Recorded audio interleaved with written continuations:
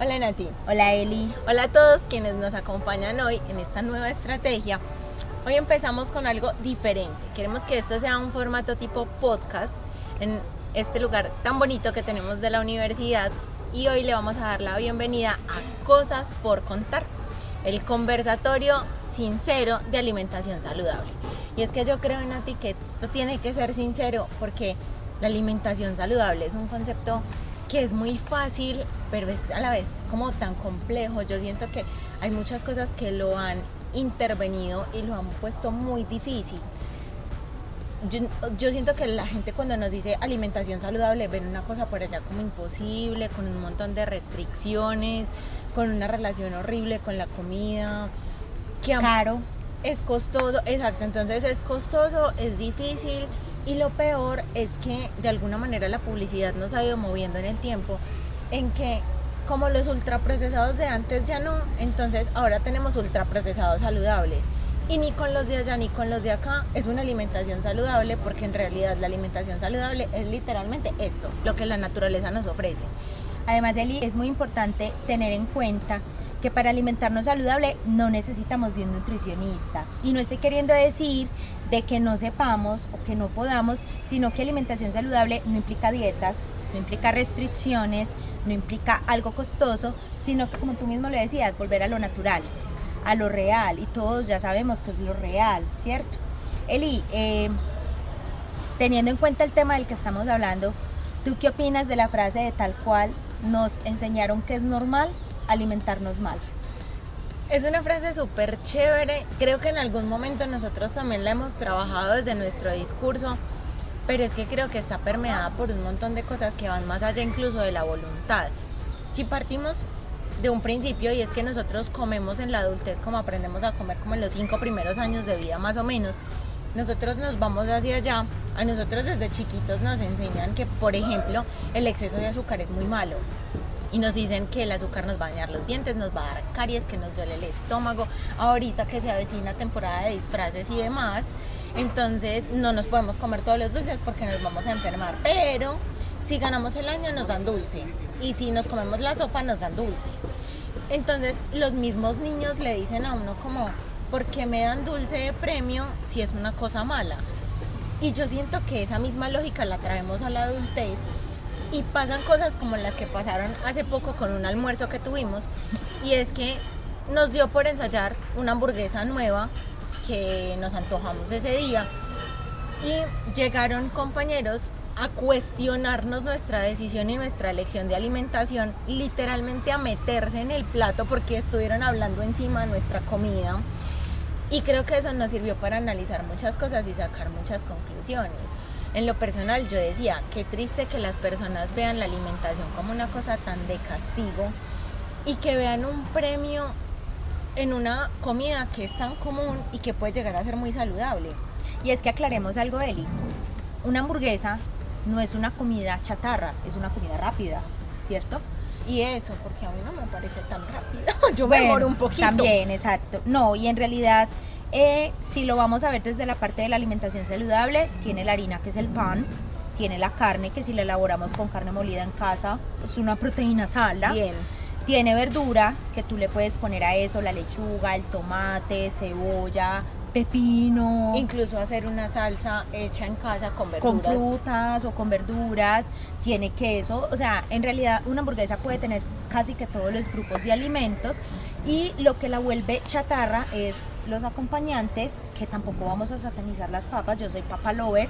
Solo que las papas, pues obviamente hay que saber con qué frecuencia se consumen y la cantidad que se consumen. Es que nosotros en papitas fritas no nos comemos una papa, nos comemos dos, una papa gigante. Bueno, si a mí me descuidan, me como muchas papas. Y lo que tú decías de que traemos ese concepto de que siempre tiene que haber un premio, que la alimentación se nos vuelve un premio en la adultez, es completamente cierto, porque entonces la respuesta o la justificación a ese consumo, sea de la hamburguesa, sea de la pizza, sea de cualquier comida que se esté realizando que creemos que es mala, es que yo me lo merezco, es que para eso trabajo, es que estoy muy cansada, entre muchos otros. Cuando en realidad, cuando hablamos de alimentación consciente, le estamos apuntando a la calidad, a la cantidad, a la frecuencia de consumo.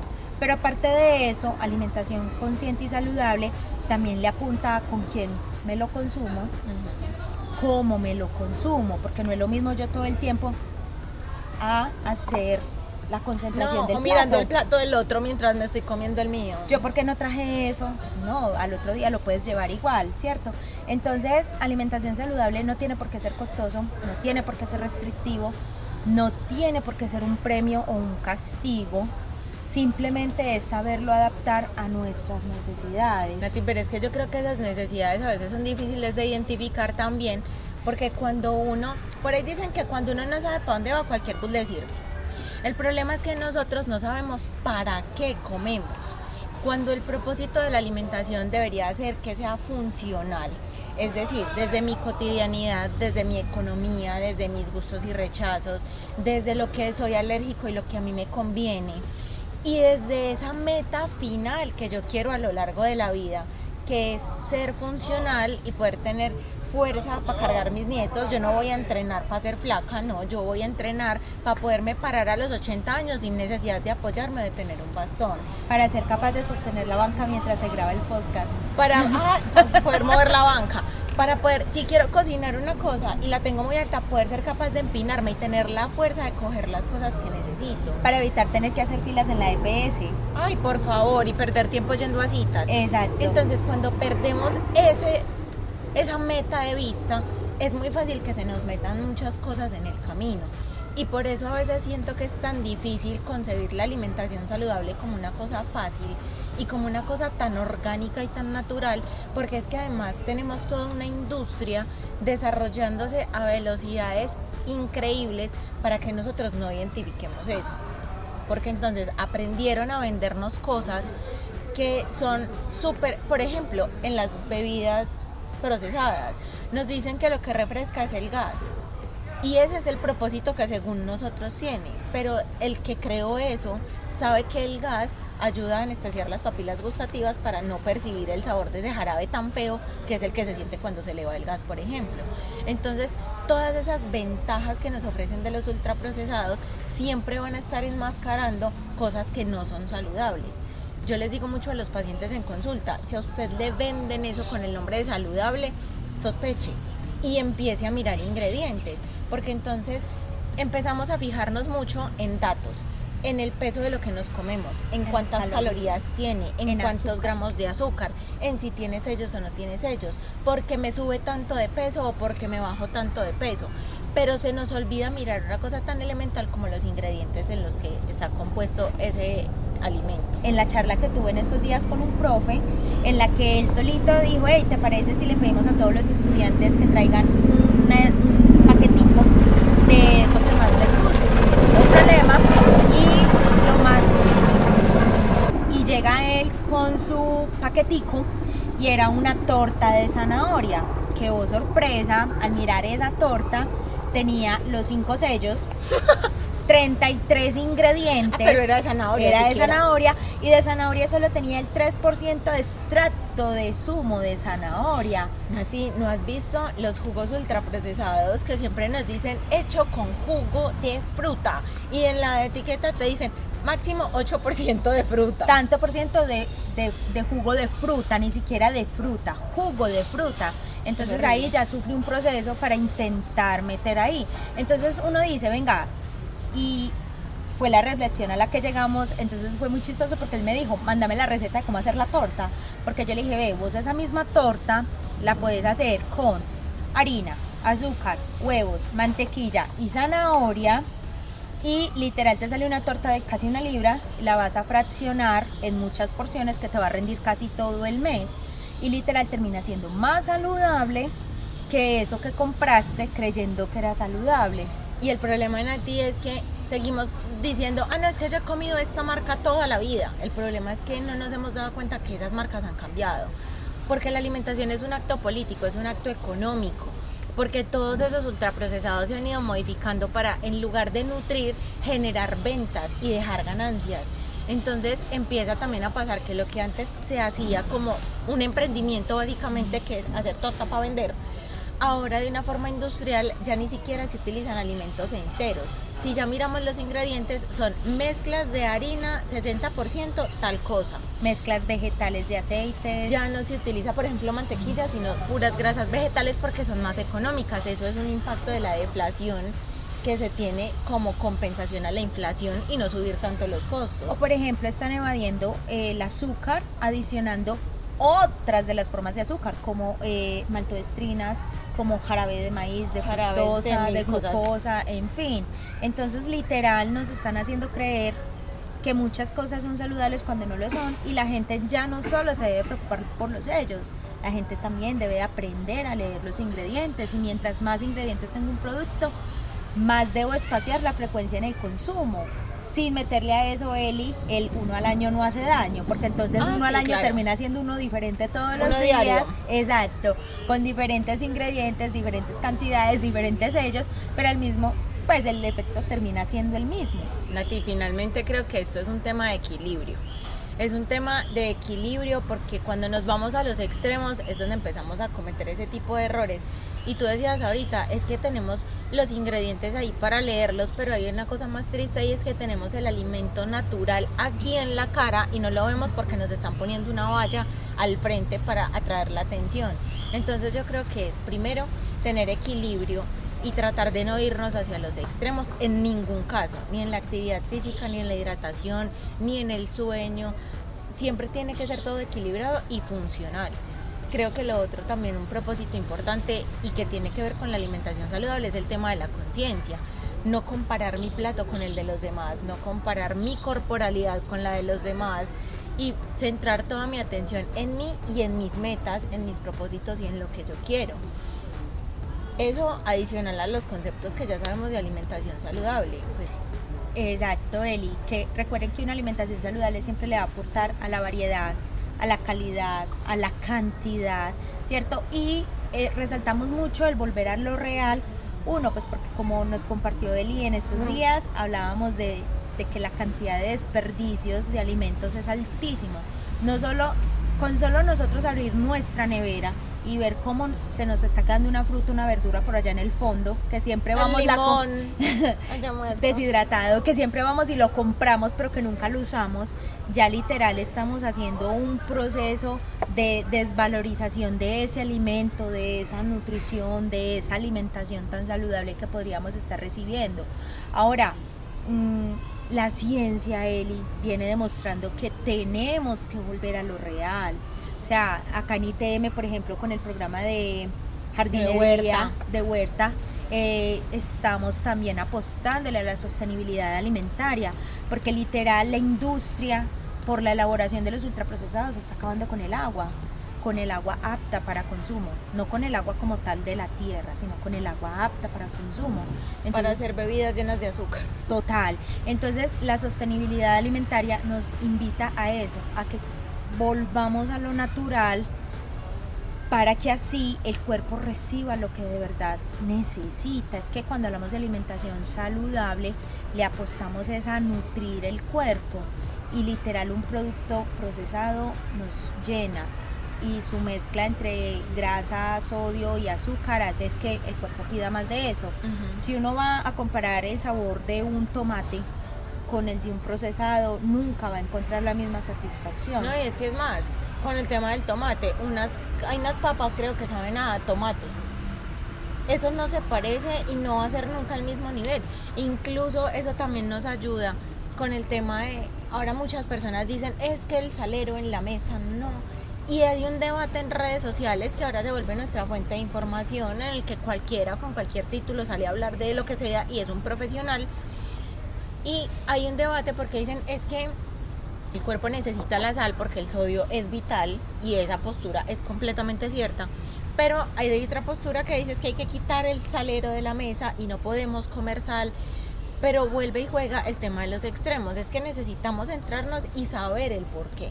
Y es porque cuando hablábamos antes de la restricción de sal, era porque la única fuente de sal que teníamos era el salero. El problema es que ahora la recomendación de quitar el salero de la mesa es porque aproximadamente el 90% de los ultraprocesados que consumimos todos los días tienen una cantidad de sodio altísima. De hecho, más de la mitad de esos ultraprocesados tienen el sello de exceso de sodio. Entonces uno dice, pero es que yo no le echo sal a nada. Pero ¿cuánto sodio estás comiendo desde lo que ya estás consumiendo empacado? Ahí es donde uno tiene que volverse consciente y hacer elecciones con la información bien tomada y decir, venga, es que desde la lógica, si yo estoy consumiendo un montón de cositas que dicen exceso, pues al final de esa suma, ¿qué resulta? Finalmente, el exceso. O sea, no va a haber otra consecuencia. Si yo tengo esos sellitos y ocasionalmente en mi mercado yo consumo algo que tenga sellos, pues finalmente podré hacerlo quizá con tranquilidad. Es que, Eli, retomando lo que tú decías ahorita de nuestra hamburguesa debatible de la semana pasada, literal, no es que no se pueda y tampoco es basarnos en la justificación, es que me lo merezco, como decíamos hace un rato, o es que para eso trabajo, o es que es uno al año y no hace daño, o es que porque las nutris lo comen, entonces eso es bueno y sí se puede comer. No, cuando hablamos de alimentación saludable, y vuelvo y lo digo, no es la restricción, es literal qué estoy haciendo con lo que estoy comiendo, con lo que estoy recibiendo de mi entorno, con lo que me dicen de cierto producto, con lo que estoy viendo de los alimentos y para qué lo estoy haciendo, ¿cierto? Porque, por ejemplo, nosotros desde la alimentación saludable siempre decimos, vea, es que es hacerlo obvio, hacerlo fácil y hacerlo sencillo. ¿Y eso cómo se hace? Planeando. Y lo que menos hace la gente es planear. Y no planear es fallar de Total. inmediato. Porque cuando se planea, que no tiene que ser difícil, porque acá no les estamos diciendo no se debe consumir. Tú puedes planear con las comidas que te dieron de pequeños, con las que hacía la mamá, un día sudado, un día, exacto, las lentejas, los frijoles, y tener al menos un menú de 5 o 6 días de la semana y empezar a girar tus compras, tus consumos en torno a esa planeación, porque entonces así vas a la fija y sabes qué compras y vas a tener en la nevera solo lo que necesitas para eso, no para botar comida, ¿cierto? Lo otro es que de entrada ahorras tiempo porque entonces ya sabes a la fija, así llegues aburrido a preparar, sabes qué vas a preparar. No, y de hecho puedo adelantar cosas, tener cosas preliminadas en conservas, en congelación, en refrigeración. Exacto, entonces alimentación consciente no es solo lo que comemos, sino cómo lo comemos, con quién lo comemos, para qué lo comemos, planear y literal comérmelo con gusto, sin culpa, que hay gente que come con culpa todo el tiempo. Aquí las personas que tenemos trastornos de la conducta alimentaria, razón número 35, ¿por qué no meternos en el plato de la gente? Y es porque muchas veces no sabemos las batallas que están librando. Venimos de muchísimos años de mala relación con la comida y estamos viendo niños muy chiquitos con una cultura de dieta muy marcada en la que te dicen eso no se puede comer porque engorda, eso tiene sellos, eso hace daño, y son niños de 4 y 5 años que te están haciendo ese tipo de comentarios. Eli, y por ejemplo en ese caso yo tengo un niño y yo a Nico le digo, porque él también me lo dice, tiene sellos y yo le digo, hijo, pero es que tú comes fruta, tú comes verdura, tú tomas agua, duermes bien y haces ejercicio, porque de entrada él está viendo ese reflejo también en papá y mamá. O sea, mi niño se levanta todos los días a las 5:30 de la mañana para el colegio, pero a esa hora ya me ve a mí haciendo ejercicio. Y en la noche cuando compartimos la comida, todos comemos lo mismo y la ensalada predomina parte del plato. Entonces, y para el colegio se van en bicicleta. Exacto. Entonces es enseñar con el ejemplo, pero sin el rayón, sin la restricción. Él ya sabe que sí se pueden, solo que sabe que lo tiene que controlar, pues que lo debe de manejar. Y en realidad, como no ha sido su prevalencia en el consumo porque no se le ofrece seguido, tampoco siente la necesidad. Y tienden, ¿sabes qué?, a no gustarle, porque cuando uno trata de hacer el proceso, y digamos que en mi experiencia con el tema del trastorno y en ese trabajo con la relación con los alimentos, ha sido muy importante el volver a lo natural, porque es que cuando nosotros nos acostumbramos a los ultraprocesados, la alteración en el gusto es impresionante. La tolerancia que tenemos a lo salado y a lo dulce es altísima. Entonces, claro, no le encontramos gracia a los alimentos naturales, no porque no sepan a nada, sino porque nosotros nos hemos encargado de que esa sensibilidad se vaya perdiendo. Importantísimo. Vuelve ahí ese concepto de la alimentación consciente, es tener los 5 sentidos puestos en el plato, comer con la vista, con el oído, con el olfato, con el tacto, no nos puede dar miedo empezar a oler la comida, y es muy triste que por temas de etiqueta se hayan perdido cosas tan vitales como la conexión olfativa con los alimentos. Está bien que yo no me vaya a meter en el plato a olerlo, le vaya a coger el plato al otro a ver qué huele, pero muy discretamente yo sí puedo empezar a calibrar mi olfato para empezar a detectar y a preparar mi cuerpo incluso para que sepa que le voy a dar alimento. Incluso si alguien de quien nos está viendo en este momento decide iniciar su proceso hacia una alimentación más saludable, que en realidad no es que sea algo complicado, básicamente en empezar por literal vivir un día a la vez, entendiendo ese día a la vez como que literal es abonar el proceso de cada logro que se hace en el transcurso de ese día. Hey, logré hacer ejercicio, bien, chévere, la meta es seguirlo haciendo al otro día, ¿cierto? Traje mi desayuno, listo, me lo consumí. Y cuando yo sienta esa necesidad de consumir un procesado, porque literal ese era mi hábito, o porque se atravesó, o porque todo gira en torno a la comida, entonces es empezar a mirar qué opciones tengo, si es que literal no lo voy a evadir, qué tanto me consumo, si esa preparación tiene otro tipo de presentación. Vamos a hablarlo desde la etapa universitaria. Tenés el palito de queso, ¿qué opciones tenemos? Está el horneado, está el frito, está el que está relleno con queso y bocadillo. Entonces es empezar, está el que mide 20 centímetros, el que mide solo 10, 15. Entonces es empezar a tomar esas decisiones, porque pequeños cambios empiezan a hacer la diferencia.